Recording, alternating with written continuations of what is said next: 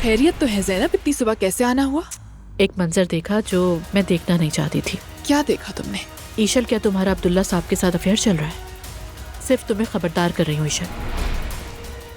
तुम रो क्यों रही हो? कल रात ज़ैनब ने हमें एक साथ देख लिया, मुझे बहुत ज्यादा बातें सुनाई उसने। हमें इस मामले में नहीं पड़ना चाहिए। ईशल के रिएक्शन से मुझे लगा कि वो शायद ये बात फैलाना चाहती है। इस बार तुमने मेरे भी हाथ पांव बांध दिए, मैं तुम्हारी मदद नहीं कर पा रहा। कल बाबा ने उसे घर से निकाल दिया, कहा मेरी कोई बेटी नहीं। नूर जाते हुए जिस तरह से देख रही थी, दिल ही दुख गया मेरा।